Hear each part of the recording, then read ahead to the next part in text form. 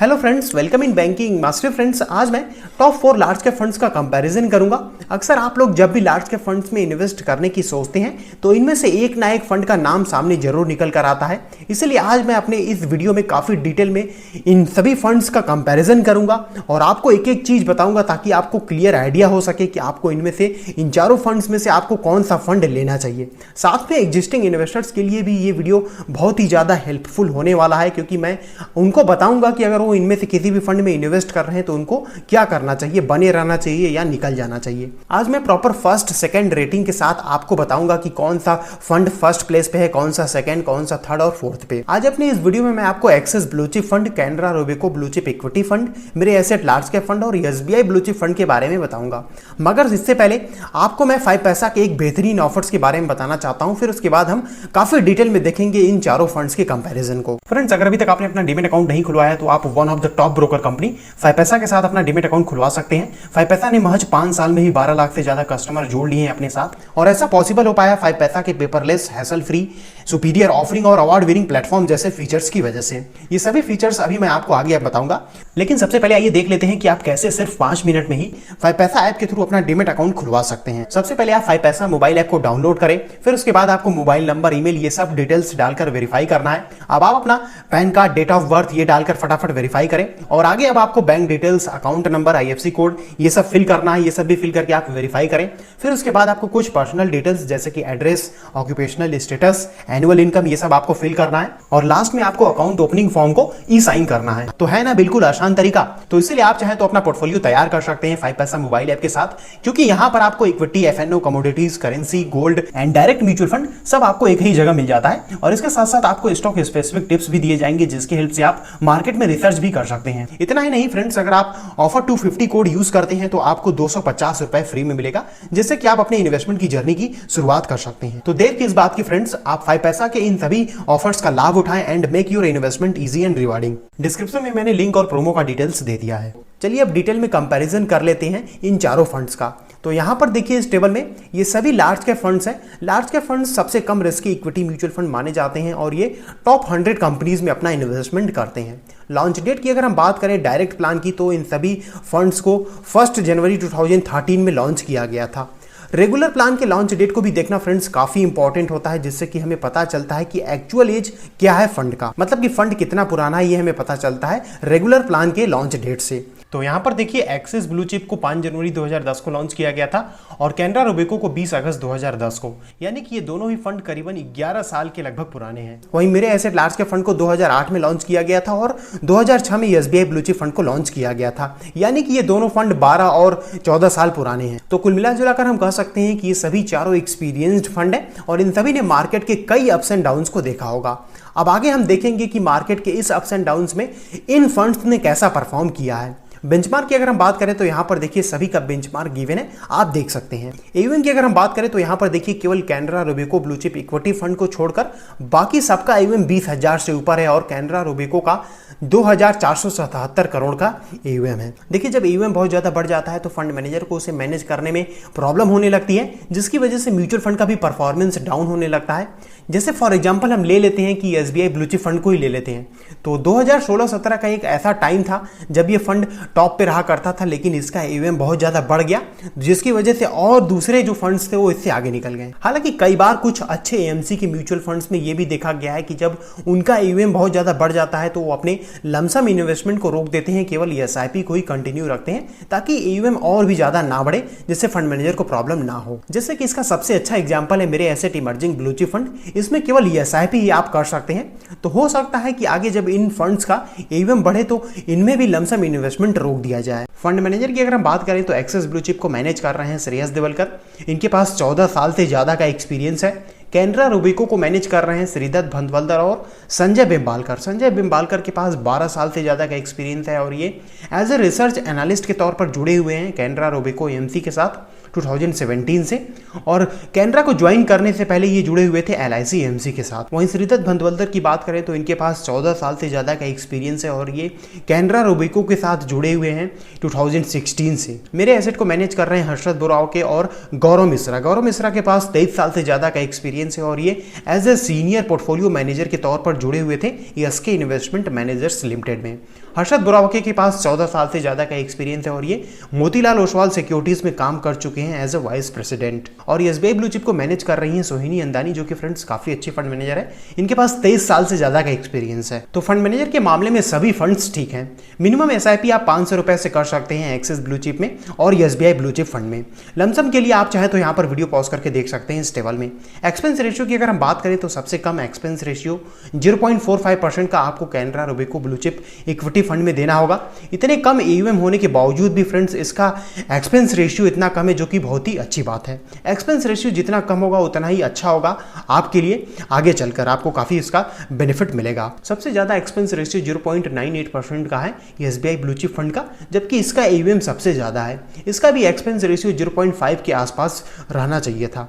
Axis blue chip fund और मेरे asset large cap fund, इन दोनों का एक्सपेंस रेशियो लगभग सेम है 0.5% का। तो एक्सपेंस रेशियो के मामले में वी कैन से दैट कि Canara Robeco blue chip equity fund number 1 है। एग्जिट लोड को देखा जाए तो लगभग सभी का सेम है 1%। यहाँ पर आप वीडियो पॉज करके चाहे तो देख सकते हैं। टर्नओवर रेशियो की अगर हम बात करें तो सबसे कम turnover ratio SBI blue chip fund का है। इसका मतलब कि हाल फिलहाल में इसके पोर्टफोलियो में बहुत कम चेंजेस हुए हैं और सबसे ज्यादा है एक्सिस ब्लू चिप फंड का। अब आते हैं नेक्स्ट पैरामीटर पर, जो कि है एसेट एलोकेशन।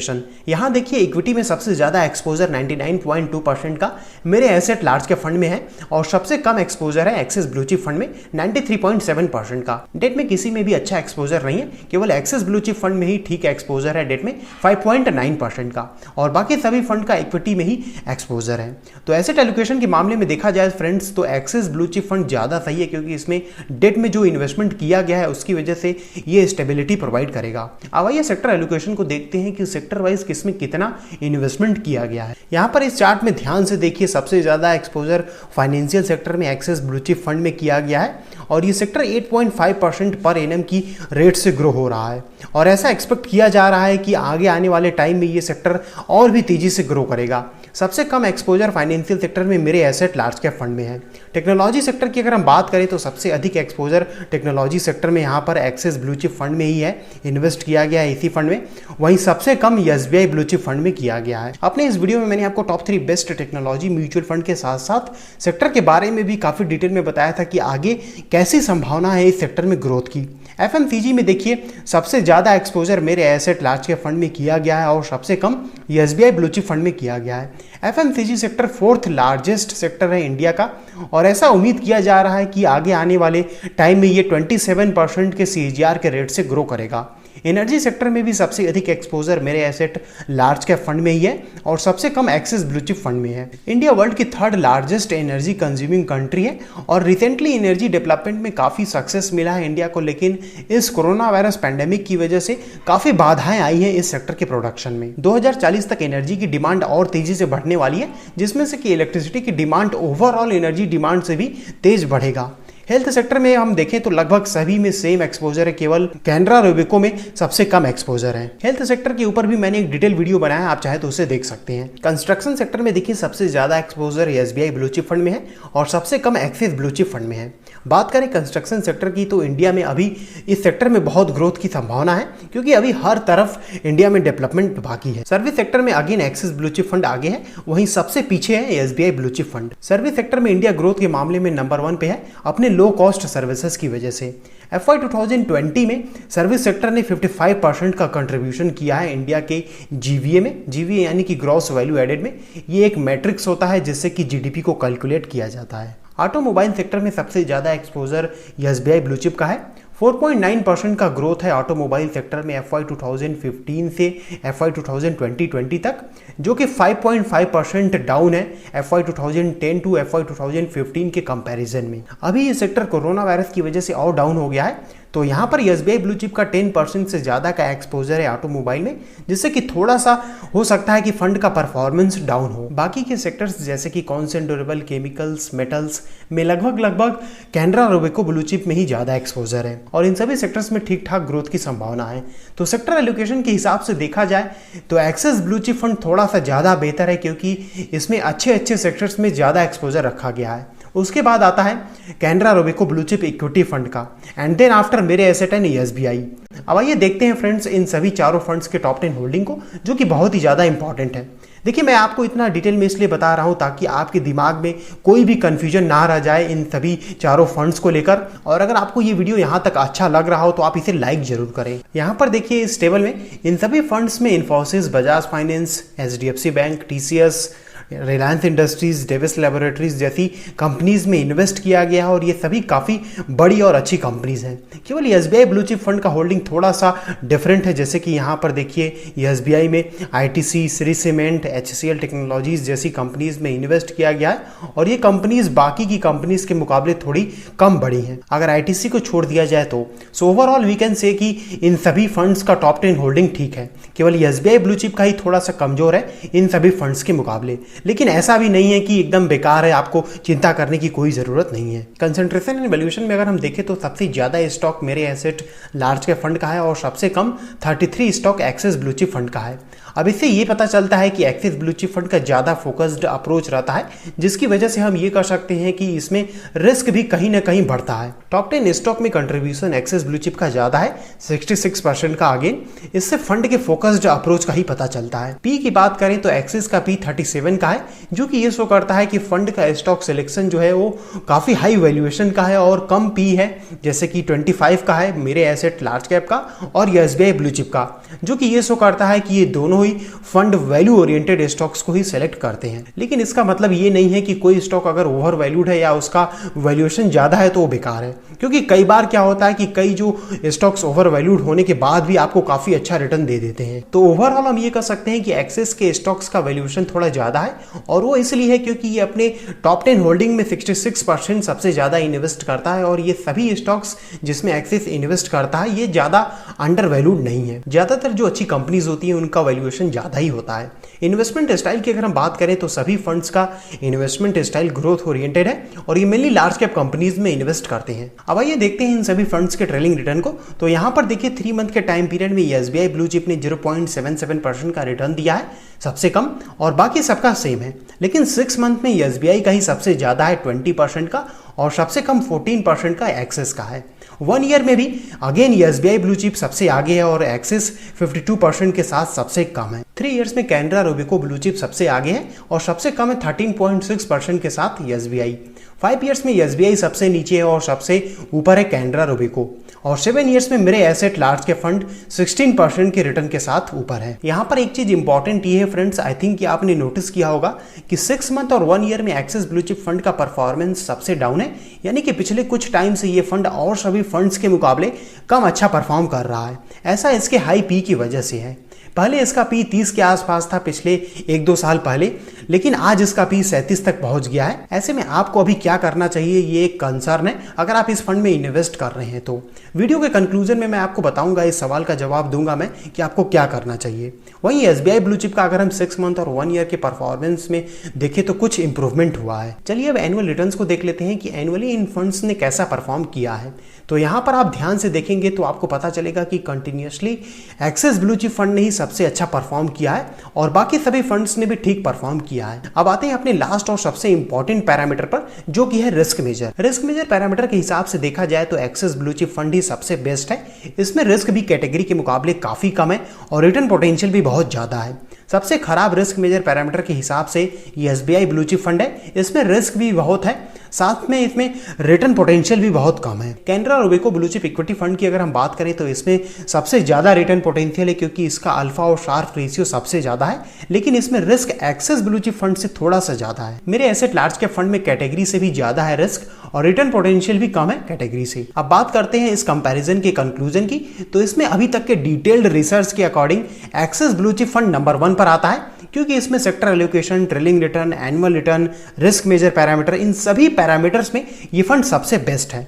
लेकिन अभी इसके रिसेंट परफॉर्मेंस में जो डिक्लाइन आ रहा है उसको देखते हुए और इसके high EVM and high P को देखते हुए मैं सजेस्ट करूंगा कि अगर आप एक नए इन्वेस्टर हैं और अगर आप थोड़ा सा ज़्यादा रिस्क ले सकते हैं एक्सिस ब्लू चिप फंड से, तो मैं आपको सजेस्ट करूंगा कि आप Canara Robeco blue chip equity fund को ही लें, क्योंकि अभी इसका ईवीएम काफ़ी कम है। ऐसे में इसके अच्छे परफॉर्मेंस की काफ़ी संभावना है। अगर आप एक्सिस ब्लू चिप फंड में एग्जिस्टिंग इन्वेस्टर हैं तो आप आराम से बने रह सकते हैं इस फंड के साथ, क्योंकि केवल एक साल में थोड़ा सा परफॉर्मेंस कम हो जाए किसी फंड में और आप उसमें से निकल जाए, ये सही नहीं है।